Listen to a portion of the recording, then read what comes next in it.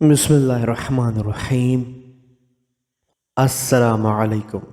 سرپرستی قائم علیہ السلام کے چینل پر آپ کو خوش آمدید۔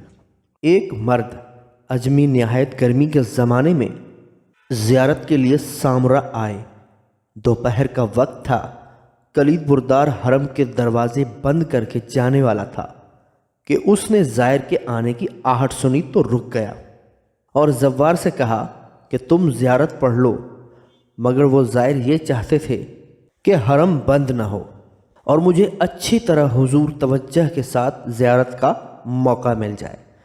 ایک اشرفی بھی کلید بردار کو دینی چاہی، لیکن اس نے انکار کیا اور کہا کہ میں دستور کے خلاف نہیں کر سکتا۔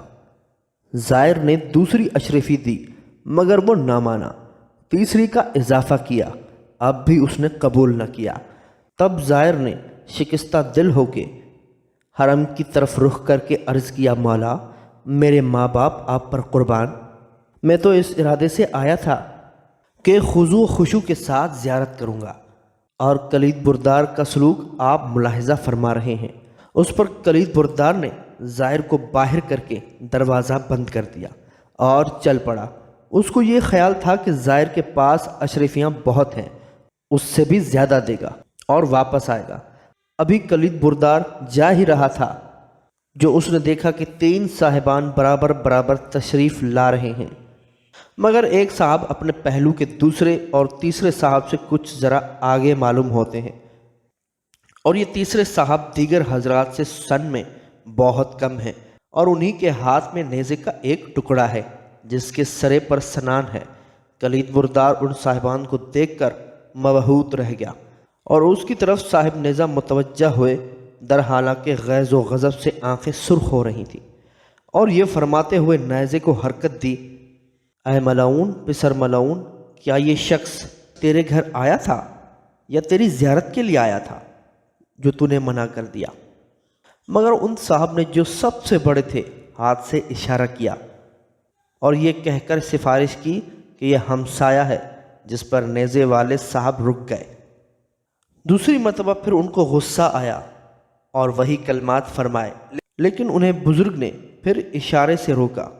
تیسری دفعہ پھر ایسا ہی ہوا کہ بعد کلید بردار غش کھا کر زمین پر گر پڑا۔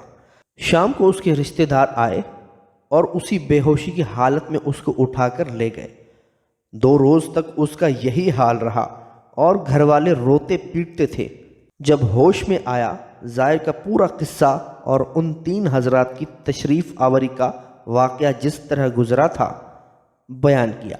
حالت اس کی یہ تھی کہ فریاد کرتا تھا، خبر لو پانی ڈالو، آگ لگ رہی ہے۔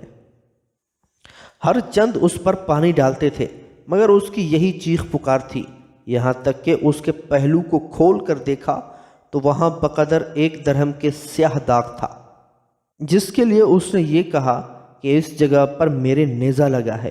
جب کچھ افاقہ ہوا تو علاج کے لیے بغداد لے کر گئے، وہاں طبیبوں نے دکھایا مگر کچھ نہ ہوا۔ پھر بصرہ میں ایک مشہور انگریز ڈاکٹر کے پاس دکھانے کے لیے لے گئے، وہ بھی پوری طرح دیکھ بھال کے بعد متحیر ہو کر رہ گیا، کیونکہ اس نے کوئی بات ایسی نہ پائی جو سوء مزاج اور مادہ کی خرابی پر دلالت کرے اور اس طرح کی تکلیف کا باعث ہوئی ہو۔ اس لیے اس نے کہا، میرے نزدیک یہ خدا کی طرف سے ایک بلا ہے، اور شاید اس شخص سے بعض اولیاء کی شان میں کوئی بے ادبی ہوئی ہے۔ جس کے بعد تیمار دار بھی مایوس ہو گئے اور بصرہ سے واپس آئے۔ بالآخر بغداد پہنچ کر راستے ہی میں وہ مر گیا۔ غالباً اس خبیث کا نام حسان تھا، اور اس زمانے میں اس قسم کے ظالم سامرا میں رہتے تھے جن کا پیشہ ہی زائرین کی ایذار ثانی اور لوٹ مار تھا۔